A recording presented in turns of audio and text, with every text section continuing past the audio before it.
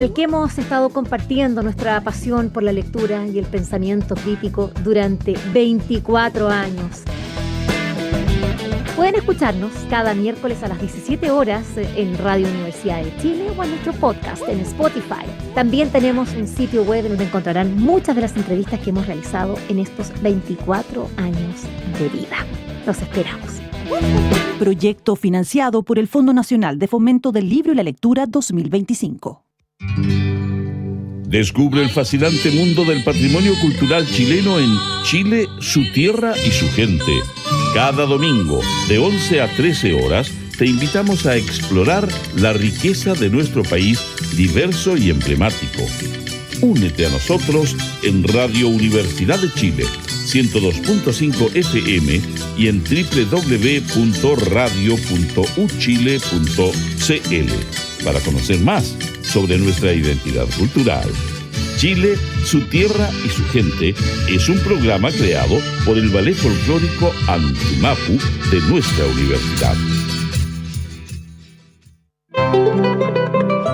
Radio Universidad de Chile los invita a escuchar todos los viernes a las 17 horas Construyendo Comunidad Universitaria, un programa realizado por la Asociación Nacional de Académicos y Académicas de la Universidad de Chile, ACAUCH. Este espacio tiene como objetivo dar a conocer el trabajo de las y los miembros de la comunidad universitaria con acento en lo que hacen, piensan y proponen los académicos con una perspectiva interdisciplinaria. Está dirigido a la comunidad universitaria y a la sociedad en su conjunto. Todos los viernes de 17 a 18 horas, Construyendo Comunidad Universitaria. Conducen dirigentes y dirigentas de ACAUCH en el 102.5 FM y radio.uchile.cl.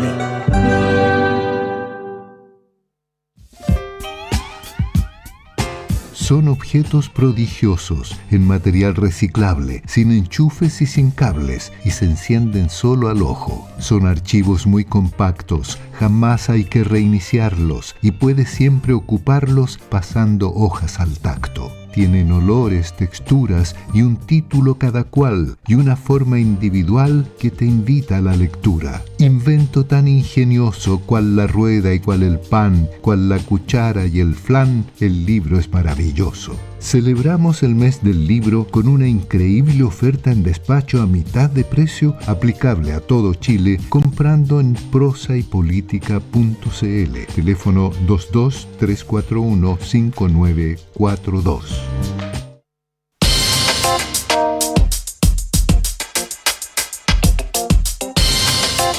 Estamos ya de vuelta en Política en Vivo y vamos a tener el gusto de compartir esta segunda parte de nuestro programa con la antropóloga, presidenta además del Colegio de Antropólogos de Chile, investigadora del Centro de Estudios Interculturales e Indígenas, académica de la Universidad Academia de Unionismo Cristiano, Natalia Caniguán, quien ha tenido la gentileza de aceptar esta conversación con nosotros. Natalia, muy bienvenida, muchas gracias por conectarte con nuestro programa. Hola, buenas tardes. Gracias a ustedes también por la invitación a conversar de esto tan importante. Buenas tardes, Natalia. Sí, pues estábamos todos esperando el acuerdo de la Comisión de Paz y Entendimiento, ya casi 2 años, 1 año y 9 meses, algún retraso, prórroga. Parece que ha sido bien difícil porque se planteó el objetivo de tener un acuerdo unánime, pero da la impresión que podría desbloquearse con la renuncia al Partido Republicano de la senadora Carmen Gloria Aravena, ¿no? Porque ella renuncia y sostiene que renuncia porque le impedían firmar ese acuerdo. Suponemos que sin el disenso de ella, que es el sector que podría estar más distante, existiría un acuerdo. No sé qué impresión tienes tú, Natalia. O sea, yo creo que, bueno, hay varias cosas. Una, primero que todo, claro, la posibilidad de llegar a este acuerdo unánime, que es como el objetivo que se propuso y la única forma de avanzar, por así decirlo, ya que si no queda en nada este año, casi 2 años ya de trabajo. Pero también creo que, por una parte, hay que esperar la eventualidad de este consenso, pero ¿cuáles van a ser? Yo creo que el trasfondo es los temas del consenso. Porque si se va a llegar a un acuerdo unánime en medidas que quizás no tomen el fondo político, no tomen a fondo la restitución territorial, que es el gran, sabemos, piso o la gran demanda que hay desde el pueblo mapuche, la verdad es que puede salir también un acuerdo en que esto sea más bien gestos políticos, más que de efectivamente un trabajo de la comisión que tienda a tender los puentes que se requieren para avanzar en la relación entre el Estado chileno y el pueblo mapuche. Creo que todavía hay que mirar con cierto recelo lo que pase. Quedan algunas horas antes de que por decreto, si no quede, se acabe la comisión. Pero creo que hay varias cosas o señales que hay que ir mirando y que yo creo que hay que también tener un ojo crítico con lo que ha ido pasando. Creo que la salida en su momento de Víctor Ramos, que era el encargado de la comisión, no fue una buena señal. Algunos lo pueden leer como buena señal porque fue un premio que le dieran una subsecretaría. No obstante, también uno lo puede leer como que abandona el barco cuando se está llegando a término. Entonces, como que parece que no hay interés político realmente de llegar a soluciones que sean realmente trascendentes e importantes para el pueblo mapuche. Y otra cosa que creo que es importante es que estamos, bueno, a puertas de este eventual cierre, de este eventual informe, pero también hay que tener claro que los acuerdos a los que va a llegar la comisión, si es que se logran, son acuerdos que tienen que pasar al Parlamento. Entonces tampoco es que lo que se resuelva eventualmente ya es por sí o un eventual camino, sino que comienza un nuevo proceso. Y estamos, bueno, ya el retraso la alargó bastante de los tiempos políticos y estamos en un año electoral que realmente no sé si es que los parlamentarios van a querer sentarse a discutir una agenda vinculada a pueblos indígenas a esta altura también del partido, por así decirlo. Sí, el punto es de las tierras, ¿no? Básicamente.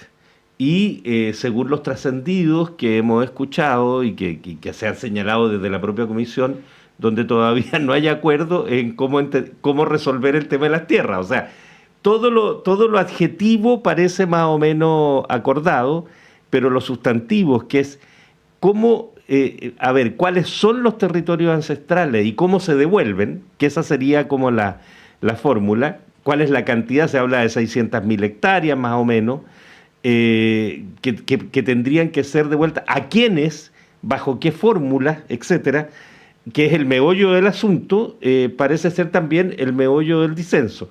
Por lo tanto, se ve difícil encontrar una salida y por otro lado, Natalia, parece muy complicado seguir en las actuales condiciones con esta fórmula de compras a través de la CONADI, en fin, donde se creó una suerte de mercado secundario de tierra bastante especulativo por otro lado, que tampoco alcanzaba una solución. Entonces, se ve muy complejo y, permíteme agregar un elemento más, está en la acción reivindicatoria violenta de los grupos que buscan, no sé, instalar un territorio liberado o lo que sea, digamos. No, absolutamente. O sea, efectivamente el tema tierra es lo central, porque tiene varias aristas, como bien mencionabas. Por una parte es cuántas tierras serían las que eventualmente se estaría dispuesto a restituir al pueblo mapuche, a quiénes, bajo qué formas, y ahí vienen nuevamente discusiones. Se sigue con este mercado inmobiliario que se ha sentado con la CONADI o generamos mecanismos de expropiación, que sabemos que hay sectores que se oponen y que yo creo que es parte de los puntos tensionantes en el acuerdo.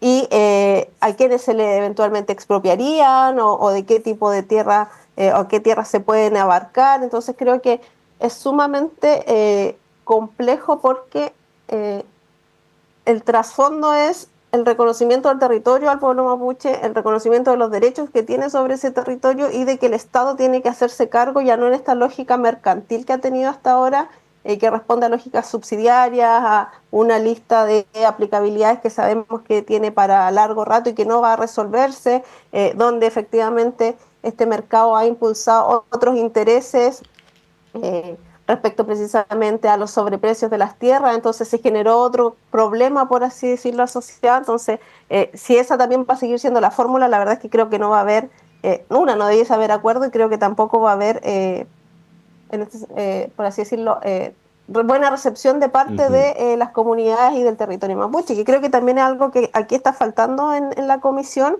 y es la voz de los territorios. Los comisionados al final del día, si bien efectivamente se buscó una cierta representatividad, a mi gusto adolece de la voz de los territorios. No están representados cabalmente, o así como están la multigremial u otros actores con intereses políticos en el tema. Entonces creo que también cualquier eventual acuerdo, no sé qué respuesta va a tener la comunidad. Yo no creo que sea la más positiva, y ya un poco lo hemos visto. Estos días han habido algunos actos, hubo en una plaza una consulta llamando a rechazar lo que salga. Entonces tampoco están, yo creo que, muy considerados el pueblo mapuche en sí en esta nueva comisión. Ahora, eso tiene un problema, y ya de inmediato te paso la palabra. Y es que las organizaciones del pueblo mapuche son múltiples y muy difíciles de coordinar, además. O sea, no hay un algo que sea representativo del pueblo mapuche y al cual acudir para poder decirle, bueno, vengan y siéntense en esta mesa y traigan esta voz, porque además cada comunidad o cada loft tiene su propia voz, ¿no? No, efectivamente, y ha sido un tema que siempre se ha puesto sobre la palestra, tanto para positivamente como también como una forma de crítica o de a veces justificar que no se avance. Pero creo que también esta falta de voz única, que no sé si sea la solución, pero también responde a que esto viene de una trayectoria, este mal diálogo, esta falta de diálogo del Estado con el pueblo mapuche. Entonces eso mismo ha resquebrajado las eventuales alianzas. Hay una desconfianza absoluta respecto al proceder del Estado, de estas comisiones, porque ya han habido con anterioridad, ya habían habido acuerdos, ya ha habido en teoría avance. Entonces eso también dificulta, porque si se viese un Estado realmente con voluntad de querer avanzar, posiblemente se podrían llegar a fórmulas de tener menos interlocutores o de sentar una agenda de demandas más concretas. Pero lo que tenemos generalmente es un Estado que da anuncios, pero pone inmediatamente condiciones, que voy a dialogar con algunos, pero no voy a dialogar con otros. Mientras estoy dialogando con algunos, tengo militarizado el territorio, a otros les estoy dando recursos. Entonces también el Estado también es bien bueno en esa figura del dividir para vencer, que a unos les entrega ayudas económicas, a otros les entrega otras. Entonces tampoco es que podamos decir el pueblo mapuche no se sienta a conversar, sino que también aquí tenemos una lógica estatal que tiende también a esa fragmentación. ¿Yanna? Sí, es que uno de los problemas es el contexto político en el que se da este nuevo esfuerzo, porque hace 4 años estábamos hablando de un Estado plurinacional y todavía no llegamos ni siquiera al reconocimiento constitucional de los pueblos originarios. Llevamos también casi 4 años consecutivos de estado de excepción, de militarización de la zona, pero con razones bastante objetivas, y es que la acción terrorista de grupos muy radicalizados no cesa. El caso de 3 carabineros asesinados y quemados remeció todo Chile. Entonces es muy difícil que en ese contexto de violencia se pueda tener una conversación racional respecto al problema político que hay detrás, delante, al lado de todo esto. ¿Cuál es la relación de las comunidades de los pueblos originarios con estos grupos? ¿Tú crees que tienen eco, que tienen proyección? Yo creo que no podemos tampoco encerrar a todos estos grupos más radicales dentro tampoco de un mismo tipo de grupo, que sea como redundante, porque inclusive dentro de ellos hay diferencias. Mucho tiempo se pensó que la CAM era como lo más extremo que teníamos en el movimiento mapuche, y algunas veces ahora con estos nuevos grupos emergentes vemos a la CAM incluso como ya en niveles más bajos de acciones, por así decirlo, o con otros objetivos, inclusive a veces con cuestionamiento entre ellos mismos. Yo creo que hay algunos que, o sea, y en general sí tienen algunas bases o tienen un espacio de acción. Ahora, como bien decían delante, en general estas lógicas que responden a LOF, a comunidades extendidas o familias extendidas, claro, no van a tener representaciones de lo que nosotros podríamos decir la provincia, la región o un conglomerado mayor, pero sí pueden tener una base territorial dentro de lo que son sus círculos más cercanos. Un poco lo vimos con el caso ahora de los hermanos Antigüen, que dentro de su LOF, de su territorio, por así decir, tienen redes de cuidado, de protección y demás.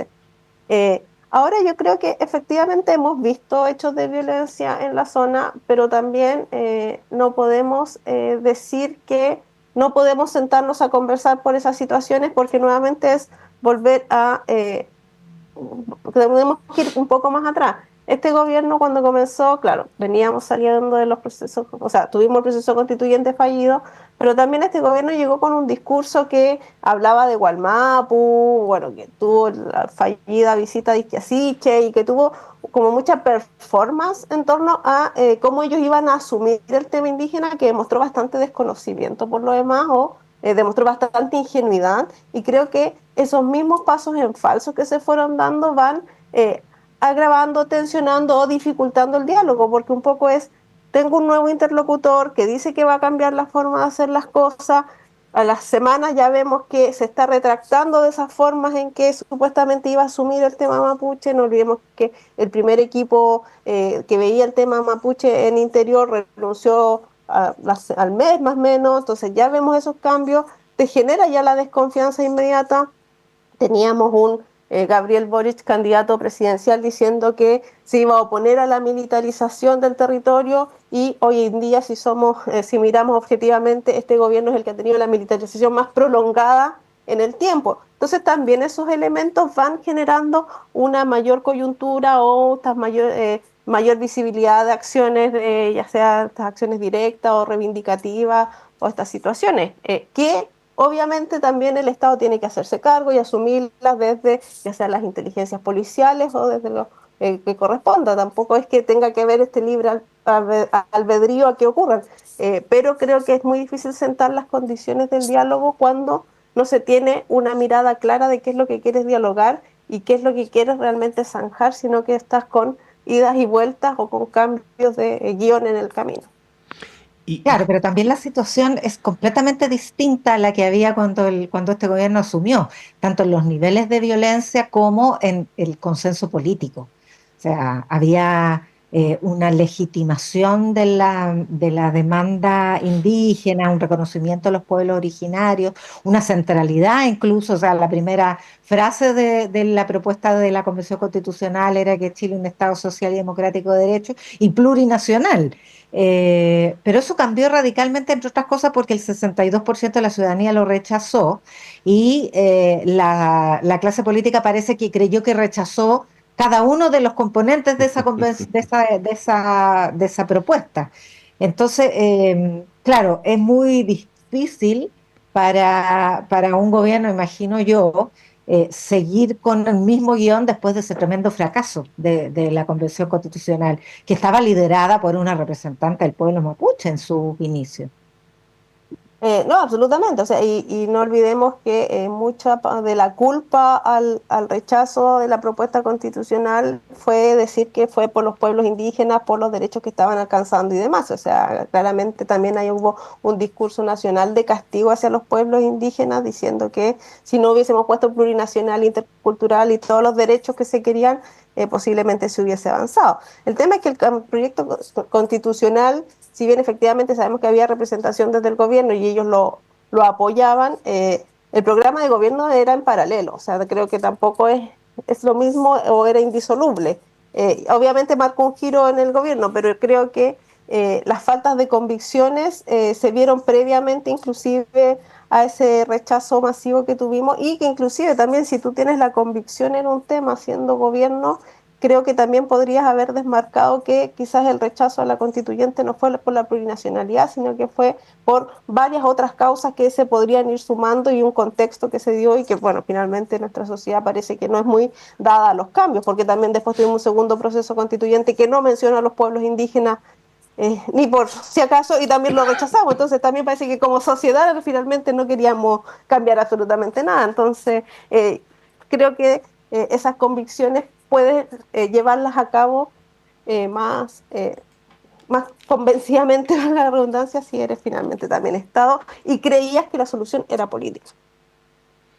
Claro, ahí quedó claro de que fue un error del gobierno haber ligado, digamos, su proyecto, su programa y su avance en alguna medida los resultados de esa convención, digamos, y se quedó, como tú lo has señalado, ¿no? Y lo señalaba Yana, se quedó como sin discurso respecto de este tema. Nos quedan un par de minutos, Natalia. Te queríamos plantear el siguiente punto. Estamos son casi las 8, nos quedan 5 horas, no menos, 4 horas. No sabemos si vamos a tener un proyecto, y como tú ya lo anticipábamos, no sabemos si ese proyecto va a estar firmado por todos, y tampoco sabemos si en el Congreso tendría buen resultado ese proyecto. Entonces la pregunta es súper sencilla: ¿qué hacemos entonces? Si no tenemos nada de eso, ¿cómo seguimos con este tema que va a estar ahí y no nos va a abandonar porque se cumple el plazo? Sí, o sea, lamentablemente yo soy bien pesimista ahí en esta mirada.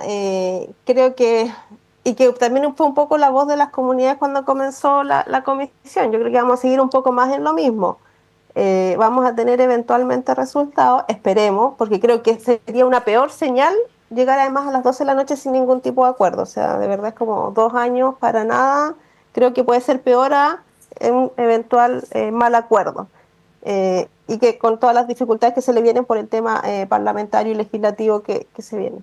Pero creo que vamos a tener, por un lado, dentro de lo que es territorios, vamos a continuar las movilizaciones. Un poco ya hoy día han salido algunas declaraciones vinculadas a otros temas en que ya están diciendo que está fracasada la comisión, que ya no llegó a acuerdo. Entonces, como esta suerte de sentencia ya autocumplida o ya que era lo esperado por parte del gobierno y de un eventual futuro gobierno, creo que un poco va a seguir la misma lógica de represiones y políticas economicistas sociales, porque creo que el trasfondo es definir, y que yo creo que es lo que ha marcado además la comisión, cuándo nos vamos a sentar a hablar desde lo ya político que tiene que ver con la restitución territorial, con una restitución territorial que tenga claridades, que tenga efectivamente sentido de realidad también, porque creo que eso también es súper importante, porque en algún momento también esta comisión, cuando planteó la restitución de las tierras antiguas, también nos creó como una panacea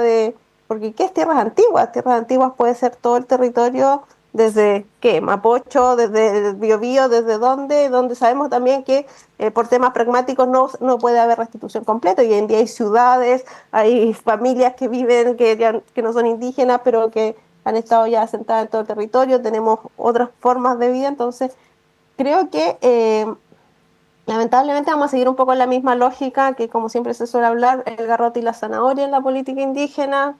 Vamos a tener medidas represivas, vamos a tener actos de violencia, lamentablemente. Yo creo que se van a suceder, porque también hay otros procesos operando. Tenemos el caso de una central hidroeléctrica nuevamente en Alto Biobío, o sea, tenemos proyectos de inversión en los territorios, hemos visto los conflictos que se han sucedido por el rechazo de las solicitudes de espacios costeros marinos de pueblos originarios, por los intereses de las industrias salmoneras. Entonces, tenemos que el sistema ha seguido operando, ha seguido vulnerando derechos de los pueblos, entonces eso también nos ayuda a calmar este contexto que tenemos y que por supuesto entonces se va a seguir reproduciendo lamentablemente. Natalia Caniguán, antropóloga, presidenta del Colegio de Antropólogos, académica de la Universidad Academia Humanismo Cristiano, te queremos agradecer la gentileza de habernos permitido estos minutos contigo para entender un poquito más este proceso, que esperemos tenga final, al menos en lo que sea la propuesta de la comisión. Si no, es un fracaso bastante duro. Muchas gracias, Así Natalia. Es, esperar. Muchas gracias a ustedes, que estén muy bien. Gracias, Natalia, que estés bien. Ya pues nos vamos, son ya las 7:58. Tania González y Fernando Sepúlveda han estado en la producción periodística, Patricio Núñez, Ignacio Puelles y Ariel Acevedo en la puesta al aire. Querida Yanna, mañana no tenemos programa, pero el viernes tú tienes programa. Así es, hasta el viernes. Yo les digo hasta el lunes, pero no sin antes dejar